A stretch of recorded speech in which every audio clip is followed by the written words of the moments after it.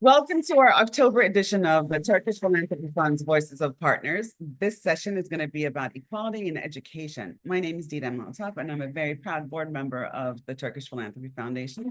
We have been involved in the nonprofit sector for over 30 years. This topic of education is near and dear to my heart because, as we know, things can be contagious. Some things that are contagious can be like flus or illnesses, but some things that are contagious can actually be positive, like smiles and attitudes, right? So wherever we are with education, especially every single drop of education that investment that we make in early childhood education has a tremendous ripple effect, not just with the child, but also their family, their community, and the various ecosystems that they're a part of over their lifespan. So this is a very important topic near and dear to my heart. And more recently, we actually had an opportunity to benefit from the recent Program for International Study Student Assessment, the PISA testing. And sadly, the results show that Turkey ranks near the bottom of all the OECD countries. And we're really suffering in the area of academic and social inclusivity. 1/3 of our students across the country are underperforming in key areas in math, in reading, and in science. So, there's this really compelling need, actually, an urgent need to strengthen these foundational skills and address child poverty to ensure equal opportunity for all students. But the beauty of all of this is we have some fabulous organizations who are really spearheading all these activities.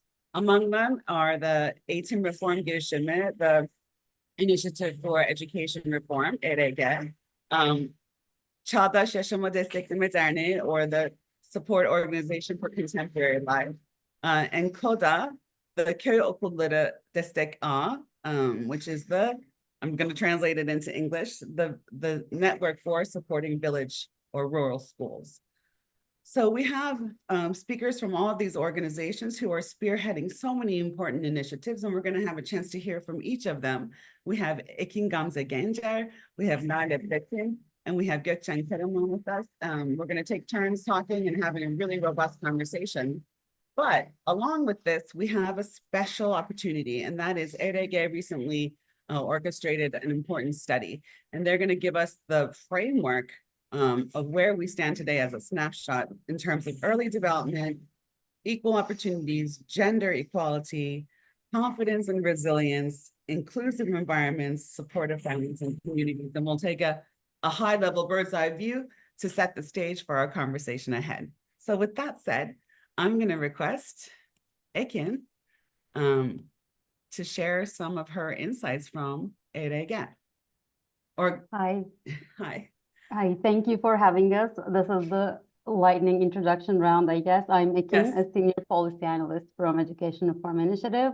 I'm an anthropologist by training, and my areas of specialty are special education, teacher policies, and education in emergencies.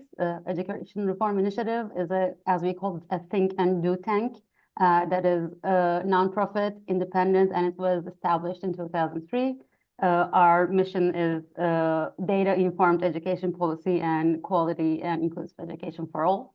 I work at the Education Observatory, and again, thank you for having us. It's a pleasure to have you guys. We're really looking forward to hearing more about the research program that you're doing. Gökçen, can we also hear from you about yourself and KODA? Yes, hi, I'm Gökçen. I'm the co-director of Köy Okulları Değişim Ağı Derneği, which is Değişim. Transformation Network. And I'm so excited to be here. Thanks for having us. I stand corrected. My apologies for that, Gökçen. Çok teşekkür ederim. Thank you for correcting me. And Lale Hanım, let's hear from you. Lale. They all have the first name. Yani. Of course, this is my first name as well. My name is Lale. The second name is Platin, not Hanım. Yani, there's no Hanım. Anyway, so yeah. Thank you very much. My name is Lale Platin. I'm the Vice President of CYDD, which is Çağdaş Yaşamı Destekleme Derneği, the Association to Support Contemporary Living. Maybe you are going to translate another thing, but anyway, we use like this. So we are trying to support, especially the girls' education, who hasn't got the opportunity, the equal opportunity to have the education. Later, after Ekin, I try to tell what we are doing all over Turkey, almost 35 years, which is so long. And Yeah. I hope we are going to dismiss our association. Why? Because we hope there will be no need to have our association, hopefully one day. This is our target. Thank you. Hopefully one day, but it seems to One day. me that the needs always evolve. So the organizational requirements always exist. There's always something to do when you Something reinvent to do. yourself. So we'll see one day. That's a beautiful, beautiful aspiration, of course. But it's a pleasure to have you all with us today.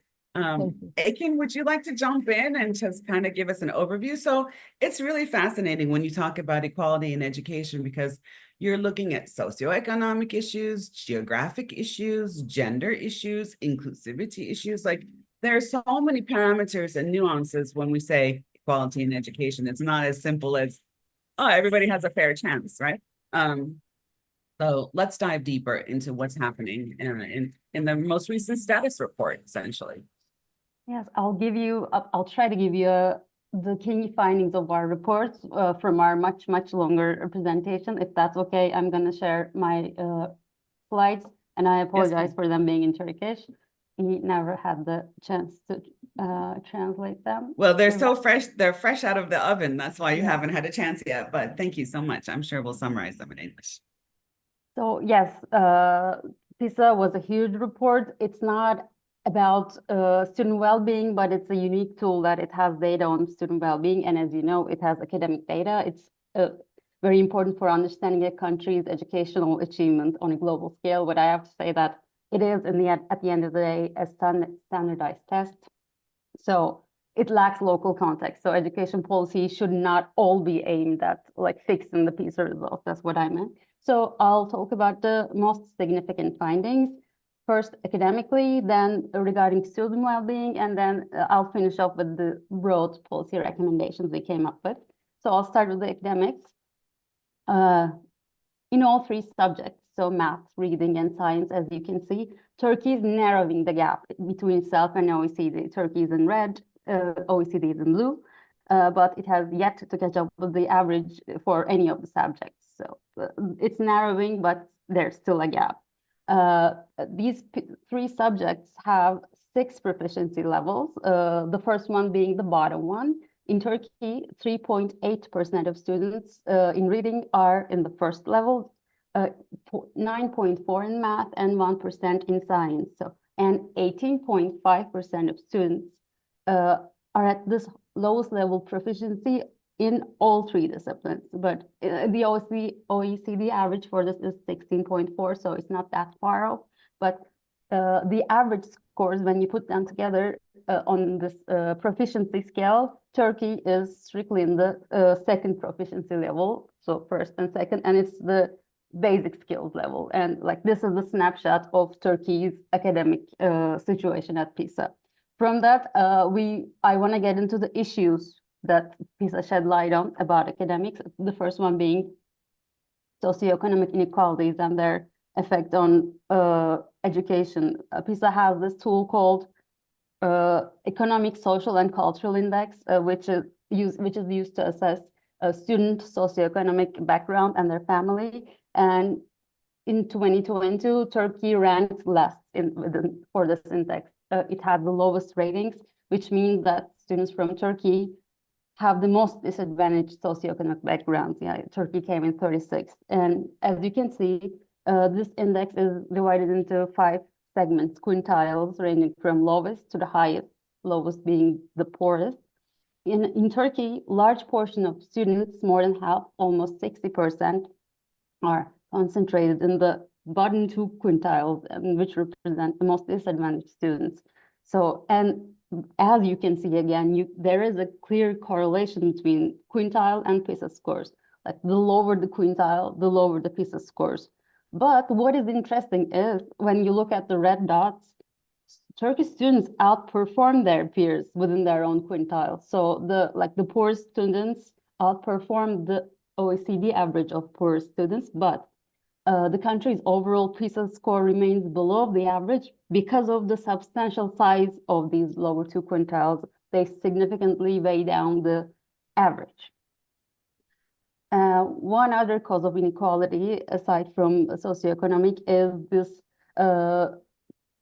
this inclusivity index that Turkey is again found lacking.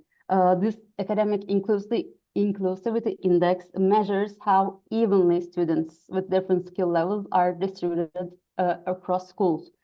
It's better to be at a heterogeneous school because it enables peer learning, it lessens the isolation of certain groups, and Turkey came third from last pertaining to this index, which means that schools are homogeneous and academically inclusive. And to demonstrate that, I can talk about the science and vocational high school scores, math scores. As we all know, the top performing schools are science high schools. The lowest ones are vocational ones. Their math scores here in green, they differ by 203 points, and this corresponds to 10 grades. So vocational students are lacking skills that is equivalent of 10 whole years of education. So I think this is as big a problem as the socioeconomic one. They are parallel, they must be taught together, but this school type is also very jarring, we thought. So this was the academic snapshot. Now we're moving on to the well-being indicators. One of the most important findings of this well-being section was the importance of school belonging. It turns out school belonging is really important for resilient education systems. Students with a sense of belonging feel accepted, liked, and they feel like they're in a community. And Turkey's belonging index is, astoundingly low, as you can see here in orange. It was already low before COVID, but the amount of decline during COVID is the worst among the participation countries. So it's safe to say that students in Turkey are disillusioned with their schools and with education. School belonging is tied to many factors, one of them being feeling safe at school. And we can see through PISA that students do not feel safe at school. They were asked, in the last month, have you encountered these? And 25% of students relate that they encountered gang presence, 26% witnessed someone with a weapon, and 28% heard threats of physical harm in the last month. And Turkey has the highest percentage of students reporting these experiences in the world. So this demonstrates a presence of dangerous school climate and the need for a violence-free organizational recalibration of schools and the communities around them. Hey, can I jump in just for a second? So when you're talking about the sense of belonging and ideas, or the sense of ownership, is this, I talked to some other different university faculty about the same topic. They said that they didn't have enough clubs and activities and things like that where people could feel a sense of belonging and common purpose. And that's why these gangs and these other things started emerging. So, does the research go into that level of introspection? Would the availability of different types of sports clubs and arts clubs and things like that really prevent some of these? Would it help support the ideas and kind of prevent some of these other gang associations? I think it would, because the way they measure school belonging is asking students, and they ask, do you think your friends like you at school? Do you feel accepted? Do you feel heard? Do you think your teacher likes you? So if a child says no to these, that child will be unhappy, and that child would try to find acceptance from other groups. So a happy child, I don't think would be joining gangs. So I think you're right on with that assessment. Should I continue? And our last indicator is hunger. As you know, public schools in Turkey do not provide free lunches, and Turkish students were surveyed by PISA, and they were asked about skipping meals due to financial constraints. 60% of Turkish students indicated skipping breakfast at least once a week, and 31% says, I never eat breakfast before school, and 2% states that they never have dinner after school. and this is another data, but they were asked if in the recent months, did you ever had to skip meals due to a lack of funds? And like 20% said yes, at least once a week. But it's really sad that the policy on school lunches is going backwards. They were trying to like start a campaign for preschools, and they were going to give them lunches, but the ministry was sued and they won. The ministry won, and they said that this isn't a school's responsibility. So I'll jump in there too, because we're talking about early childhood education as well, the most formative years, let's say from 3 to 10, let's keep it broad. But in those years, also micronutritional deficiencies also determine children's cognitive abilities over their entire lifetime, right? So when you have micronutritional deficiencies in the very early years, especially, it's actually a ripple effect throughout their life. That's one thing. And the second thing that we're also following is that, you know, Turkey always had a very slow poverty, a very small group of people in poverty, but a large chunk at risk of poverty, right? And in the last 5 years, given COVID and the natural disasters and then the economic situation, that huge chunk of the at-risk group actually fell below the poverty line. So the below poverty line community in general has expanded quite a bit in the last 5 years. So that's might be an interesting correlation with this as well. Yes, another research shows that bodurluk, I don't think it's dwarfism, but children not growing as tall as they should. It's become really, really prevalent in Turkey, alongside with obesity due to bad nutrition. Yeah, those micronutritional deficiencies and the bad nutrition chain effects in terms of physical and intellectual development over time. I'll round up with one last data. I'm sure you won't be surprised that overall 15-year-olds in Turkey are not content with their life. They have within OECD countries, they have the lowest life satisfaction. They were asked, like, on the whole, how satisfied are you with your life right now? And they were asked to rank between 0 and 10. The OECD average is 6.8, and no other country score is below 6 except for Turkey, which is 4.9. And you can see, I mean, in these conditions, the children, our youth, cannot be expected to be content and happy and satisfied. But it's I'm so sorry, reflection. Did you switch to a new slide? Because I'm still seeing No, previous one. I don't have that. I just wanted to add. This Okay, is my all last slide, sorry, and I can stop share.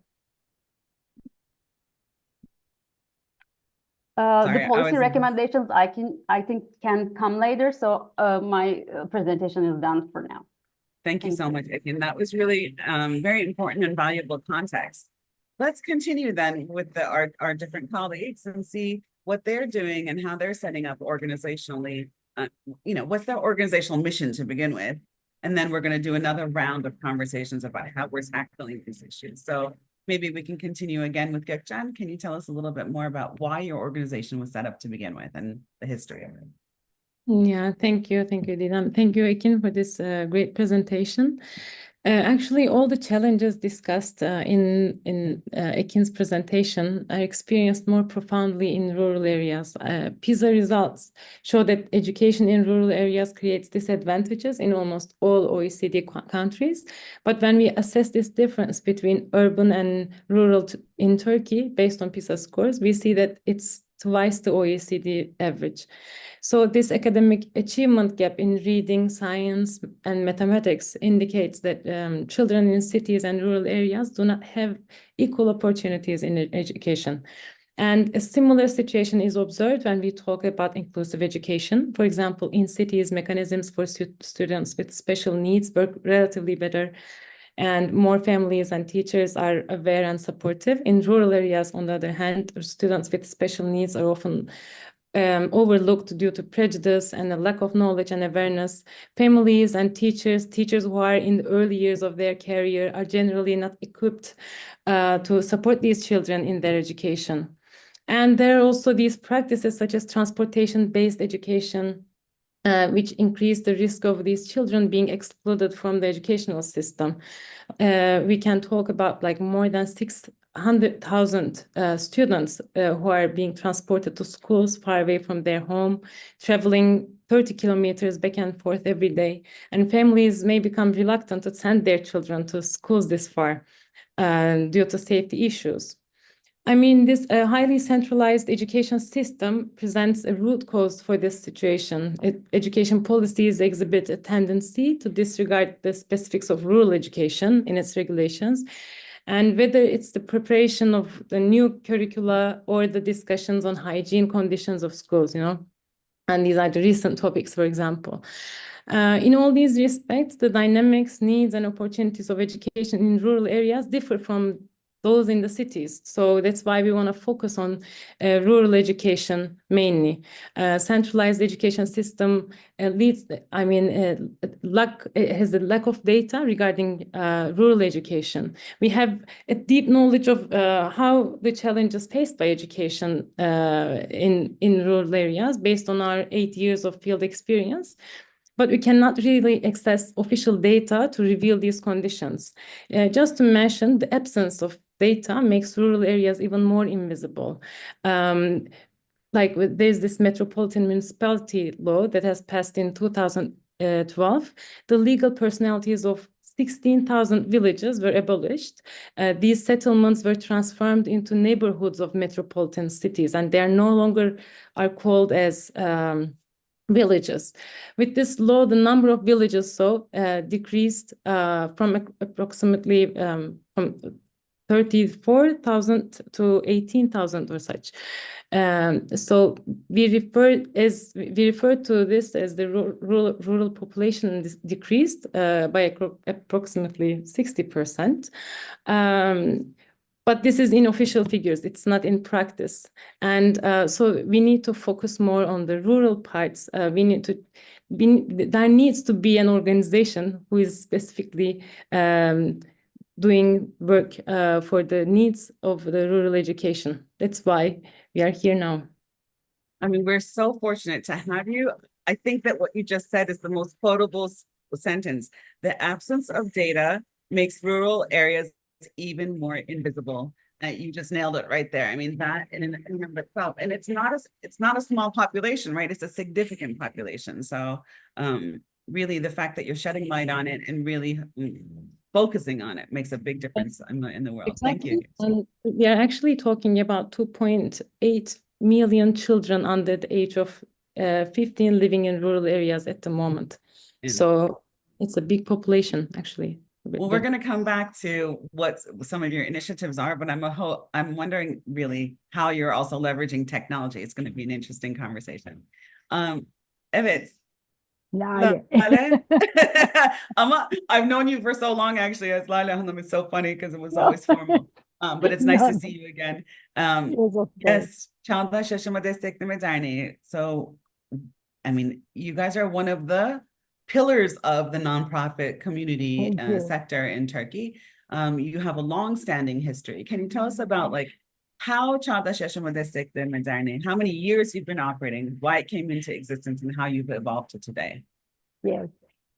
Thank you very much for this opportunity to try to explain something about our association, but this is ours, and not us, of course, ours. Sure. Why? Because I really like to be my two colleagues here. They're all talking about the educational problems, but our association is focusing on just to get the education first, because okay, there's a problem, but if you cannot take the education, so you have no problem. This is it. So we are focusing on especially the girls' education, because almost 35 years ago, our masters, let me say, professors, they decided to establish this association because those years, Turkey talking about the secularism, girls' education, they are not equal to get the rights to have the education, all those kind of things they were talking. So we began to give scholarship, first of all, the ones who are coming from Anatolia to big cities to have the university education, because they have no place to stay. They don't know anybody in these big cities. So we must give some hand. Okay, the money is not maybe that much, but the houses, our houses, we opened our houses. We began like this. So our association began for the girls, first of all. Then, of course, we put boys inside as well. First, the scholarships for university students, then the little ones. Up to, from lycée, from high school, we separate our system to two, which is from all the lycée education, then after graduation, the university students. And two basic projects we began, yes, almost 35 years ago. But then after we saw that only to give the money is not important, to give the scholarship is not important, we must support the education by education. Because as Ekin told, then after Gökçe told that this PISA issues, all those kind of things, we saw that the education system is not enough, so we try to support their education by giving extra education. We try to give some computers, for example, some extra books, support some teachers to give some more education to their education. And we try to educate their mothers as well, because mothers are very important. They send the girls to our association to have the scholarship and our system, because of course we believe a girl has got two families, one the own family, then the one after she's going to have. So our principle, which I wrote it, to be part of the solution, not the problem. This is our principle, and we believe this is very important. After, of course, no politics, nothing, but secular, scientific, mix, and public education we support. This is very important. And all we were just talking about, we have no nutrition, enough nutrition, we have no enough transportation, especially the village, the urban parts of the city. So this is all the problems we can solve is by the education. We try to give the knowledge, the understanding, and love, or getting all together by that. I'm going to give our video to you, and I hope you are going to put it in your YouTube, but very little things, because too many things we are doing. We have community centers, we have kindergartens, we have dormitories, we have 35 dormitories, which are very important, because from the village, they need to go to high school, but there's no place to stay. So we open 35 dormitories, and of course we give the keys to the Ministry of Education, because you can't do it private dormitories, because girls need to stay someplace to have the lycée education, the high school education, then after university. We have university dormitories, of course, which we are running still. So those are the solutions we are trying to give. Do I continue? Or? Well, let's do another round. But Yes. I mean, of course, one of the things that we appreciate most is your call to action about be part of the solution, not the problem, right? So, Yes. And it's fascinating to me when I observe your activities and your philosophy that there are many layers to it. So one, at the individual layer, There's knowledge, skills, and attitudes, right? That trifecta of things. When you give somebody knowledge, it empowers them. When you help them gain skills, it enables them. Those two things together change attitudes and behaviors, and that's the ripple effect, right? So there's that whole trifecta, but you didn't stop there. You're also looking at the infrastructure for that to happen, whether it's transportation, safe spaces for people to stay, computers for people to use. So you're really tackling it on a multi-level approach, which is always so fascinating to see. So thank you for the work that you're doing. I'm going to jump back to Ekin because so ERG, reason for existence actually is policy. So after this research and probably all of your inputs from all these valuable stakeholders, they do have some policy recommendations. So maybe our next round can be about those policy recommendations. And then we'll go back to Koda and Çağdaş Yaşamı Destekleme Derneği to see how they're tackling with more details of some of their case studies. Thank you. Yeah. We are like in practice, we are a think tank. So you guys are a think and do tank. But the do part came in later because I mean in Turkey's climate, it's difficult to be just a think tank. But so but I'm in awe of Lale and Gökçen's and all the things they do. But we are more interested about the data and advocacy and to try to get our message across the ministry. But these are very broad recommendations that are detailed in the reports that I'm sure we could share, and I think we did.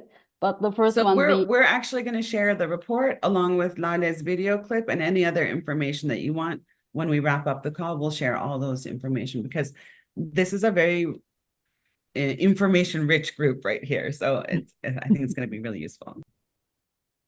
Yeah, the first one being obviously the interventions to attenuate the impact of socioeconomic conditions. We can see that Turkey is able to raise successful children who score really high up in PISA and Fen Liseleri. The science schools aren't private schools, so this can happen. But it's a matter of investment and it's a matter of infrastructure, like you said. So this needs to be the central issue in our minds. The second one being, we always say school protects children because the teacher is the one who can sense if a child being molested. So it's of central importance, and children coming across gangs there is unacceptable. So the school climate, the issue of school climate is our second policy priority. The third one, doing reforms, programs, and regulations. There's this governance cycle in the ministry trying to reach these random aims, but the point should be the well-being of teachers and students, not these random numbers they come up with. They all take all these projects, take on all these projects, but they never utter the word like child well-being. They need to remember that children's well-being, education that's what's for. The fourth one being, I didn't really talk about the future skills portion of our report, but public and private sectors need to cooperate for equipping the youth with future skills. This is about making the vocational schools better. This is about not just like donating technology, but bringing in expertise to schools from the private sector. And the last one being collaborative process of stakeholders doing policy reform. We have all this information, all these data, and education has a wide array of stakeholders and everyone has something to say. And doing these policies, taking on these projects, just one person, just one cabinet does not work. So we would like ours and children's and teachers' input to be heard in these processes. And this is the last one. I mean, I love all of them, of course. They're also important. Socioeconomic issues, the infrastructure issues, well-being, and holistically, the collaborative reform process. But I'm going to jump back to future-proofing. So, the future of work is a hot topic for everybody these days. The digital transformation around the world is happening at light speed. Before, a generation used to happen A generation was defined by the technology that we're using used to happen in 40-year increments. It went down to 20 years, 10 years. Now we're at a 5-year increment of new technology being introduced into the world. So that generational speed of digital transformation is also going to be important on the future of work and the future of living, and being able to prepare communities, not just students, communities, to be able to adapt to that dynamic is a fundamental issue, I think, within education. You're absolutely right. So, Ekin, what's going to happen next? You guys did this report, and now you're on a roadshow sharing information. How does your stakeholder community engagement process work? What's going to happen next? Because I think that the beauty of ERG is that you're sharing common information for everybody, and then they're also able to align themselves so that we're not just doing random things tactically, but we're doing things strategically with limited resources. So what do you see happening next after this report? We were really happy about the outreach of this report. And I think this is very much because of the help of TÜSİAD. We prepared this in collaboration with them. And we are really happy that for the first time in years, ministry officials have actually came and heard us do our presentation. So the relationship with the ministry, with the cabinet, is always in flux because people come and go all the time, and there's no solid institutional memory. So we're doing our best to keep our foot in the ministry and try to advocate for our messages.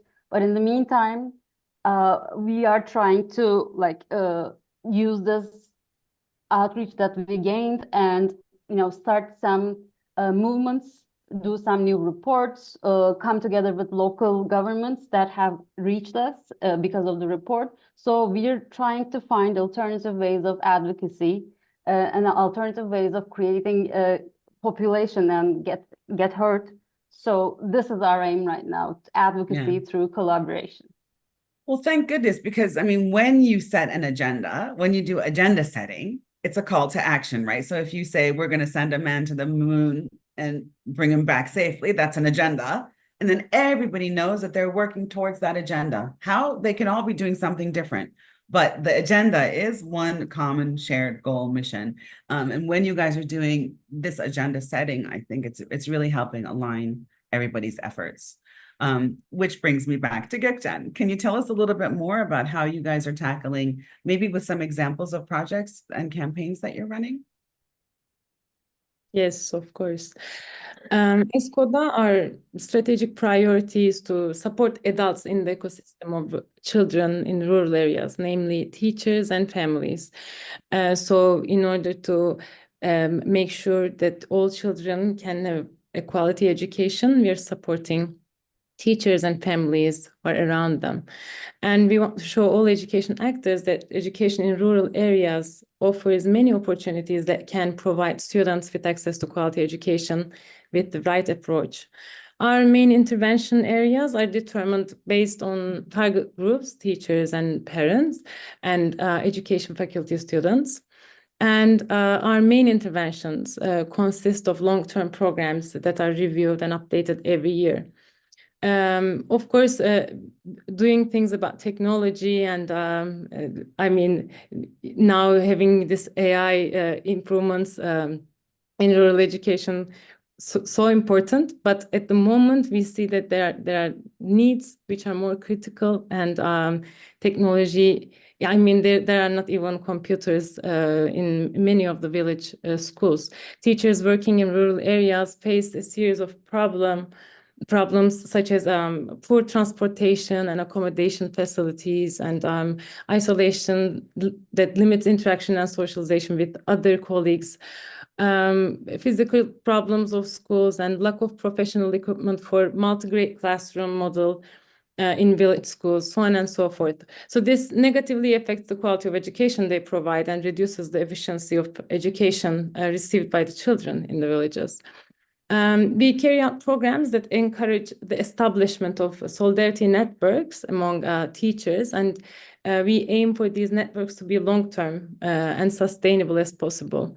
We have established communities of village teachers in 17 different regions, and we also create and deliver the content and training that are tailored to specific needs of rural education. Of course, the foundation of these difficulties of education in rural areas are actually laid in the teacher training processes. So that's why we're working with education faculties, because education in rural areas is not included in the agenda of education faculties at the moment.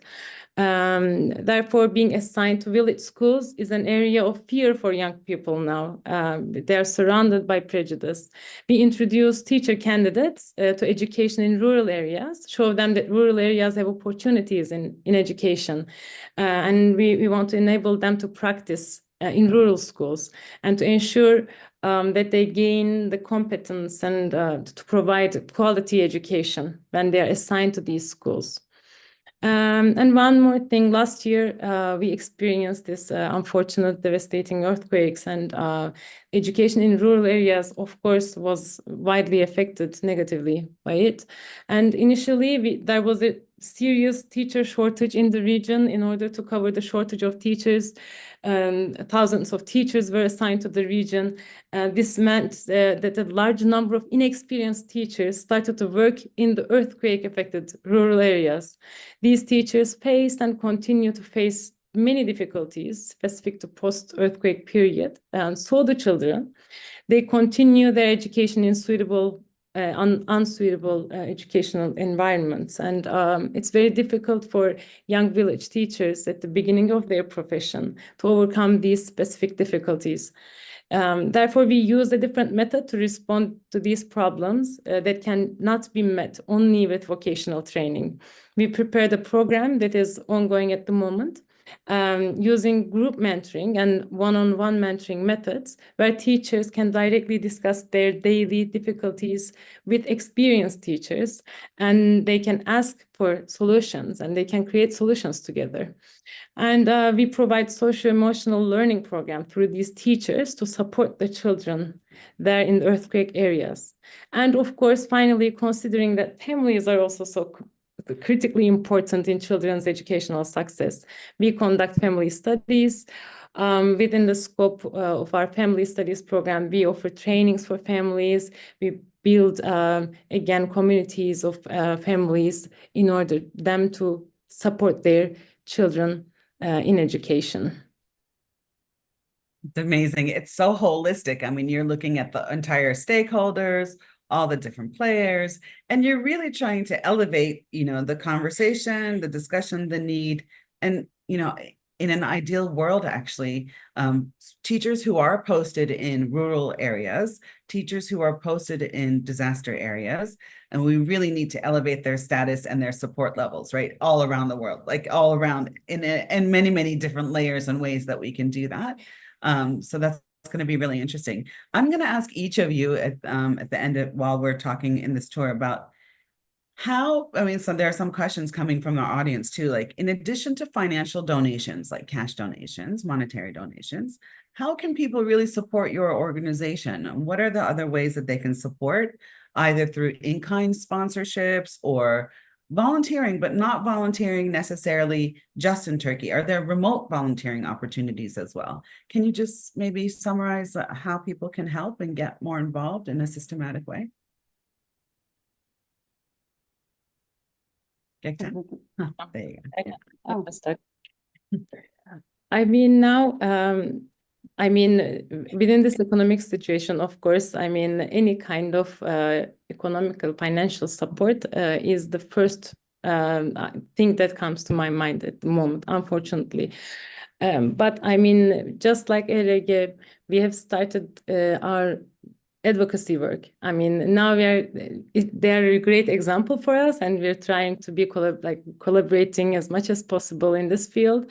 Mm-hmm. But rural is invisible, as we said in the beginning, as I said in the beginning, and we need to make sure that it becomes visible at the end. So in order to help, our communication, because it's really important to change the mindset of people about rural settings and why we need rural areas, why we need people living there, why we need to make sure that those children in the rural areas get a like a good education, quality education. So advocacy, communication is the first thing that comes to my mind when it comes, when we think of voluntary support. And on the other hand, of course, we're always open to collaboration, and collaboration is never easy in the civil sector. I mean, in NGO world, because we are always so busy with what we want to do, what we're focusing. But I think we need to be a little bit more patient and to be more open for new ways of collaboration. And we need to try from both ends, I believe. That's really nice. Wonderful. So people can come to you with like some project ideas if they feel like they can support them. Maybe you need a communication campaign and somebody's an expert in communication, they can volunteer their subject matter expertise as well. So it can be a bunch of different things, I think. Talent, human talent is always welcome, I think. And Lale, let's jump back to Çağdaş Yaşamı Destekleme Derneği. So can you tell us a little bit about your main programs today in light of what Ekin had shares with us in the current status? And maybe your kind of wish list. Wish list, yes, wish list. I think for all of us, I'm going to tell this. Please, the giving the money, which all our friends ask, where do I give some money? Please give me your account, whatever. This is not important, really. I'm very serious. The first thing is to touch people, to touch the kids, students, whatever. Think about themselves, please. This is very important. We had a biggest disaster, maybe all over the world, only 1.5 years ago, and we were there. I stayed almost 3 months there. We had a community center. Then I came back. Only 2 weeks ago, I was there again, and there was no change. Still collapsed buildings and everything. So please touch somebody. This is very important. Money is not enough. To be there, to hug them, to be with them. This is very important. I just try to tell this thing. We have all those opportunities. We have community centers. You may come and work as a volunteer. We have mentoring program, which is online from United States, from wherever you like. You just have a university student to be a mentor to a university, which is very, very important, because our students, our kids are from Anatolia, directly from Anatolia. They are all from public schools, public universities or public schools. They are all. We have no private school scholars. So they're all public schools. So they need to see you. They need to talk with you. To give money to them is not that much important. The important thing is please talk to them. Please give some time to, if you have your opportunity, to take them to the cinema, go to a cinema, to eat in a restaurant all together. They're going to see you, what you are wearing, what you are thinking, because in Turkey, unfortunately, the biggest problem is we have a very big gap, and this gap is getting wider and wider in every moment. So we need you as a human being to touch to our students, our kids. This is it. You are going to watch our video clip, and you are going and we'll to see it. And yes, please. But you're really saying that experiential interaction is the most important, right? So that's fascinating. And that can happen again from Turkey, from America, from anywhere in the world. So the remote volunteering opportunities do exist, actually, which is fascinating. Of course. Mentoring is, for example, all from United States. We have from Taiwan, for example, Turkish people from Taiwan, they are making mentoring, which is fantastic because it's so exciting to be people over there so they can think that they may go those countries, they may speak it in English, whatever. Mhm. Yani, those things are very important. Very Uh, important. it's very hard for me to talk it in English, you understand?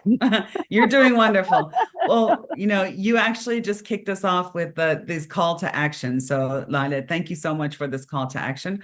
I'll just wrap it up one more time as we're coming close to the hour of our time. Yes. But Ekin and Gökcan, would you like to add your one last sentence call to action statements if you have them?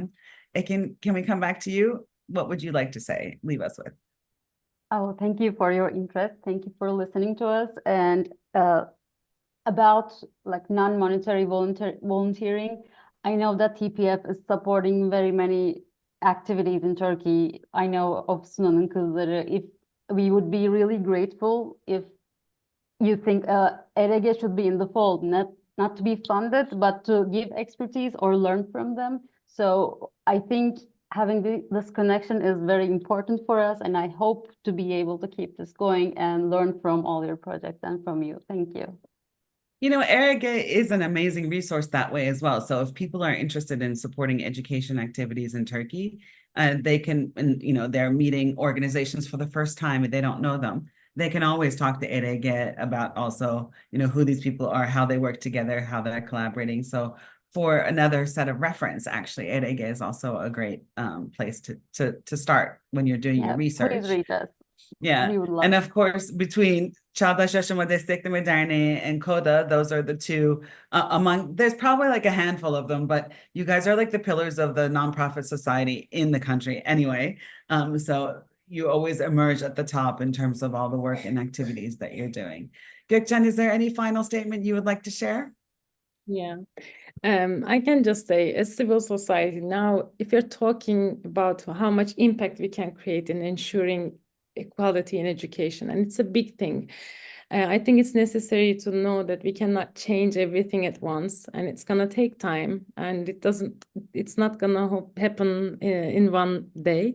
So social transformation is only possible with small actions of all institutions. I mean, it's not only NGOs, it's also the academia, it's also the supporters of this whole work. So thank you for just bringing us all here. Thank you for the webinar and your kind words, Didem. It's my pleasure. It's an honor to support you guys, even if it's just a little bit of salt and pepper. I would love to do more. Lale, let's hear from you too. Uzun ince bir yol. Could you please translate it? It is Uzun ince bir yol, a long and narrow road. Yes, this is it. This is it. So please be patient Yeah. and get in touch with all of us. Yes, exactly. We have some people in our audience who are trying to ask questions. I'm just going to ask Deniz. Deniz, do we have any more questions from our audience, or shall we? Haldun Bey. Haldun Bey would like to ask something, and I would love to hear from him. He always has the most important questions for us. His perspective is wonderful. Oh, I think he's going to join us. That would be Yes. amazing. Yes. Haldun Bey. Hello to all of you. Hoş geldiniz. Hello, Wonderful to merhaba, hoş have you. geldiniz Haldun Bey. Thank you. So I have it's an announcement and a question about your awareness. Several years ago, we started through TPF's help a fund for teacher education in Turkey, the SEV schools, professional education of teachers, because the multiplier effect of teachers is a lot more than just helping one student at a time. And it's going well. Now, Darüşşafaka is involved. Online education of teachers with the Teachers College of Arizona State University started. So we have a consultant, Jale Onur is her name. She used to be the Türk Müdürü of Koç Lisesi for many years. And she is on the advisory board of SEV schools, and also Darüşşafaka and many others, and Marmara University.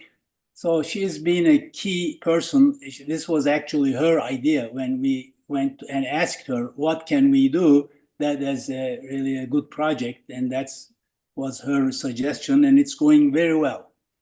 Professional education of teachers. So I would like you to be aware of this possibility. 2 weeks ago, several people from Teachers College of Arizona State were in Turkey. They visited the İzmir American, Üsküdar American, and Tarsus, and so it's becoming a better relationship.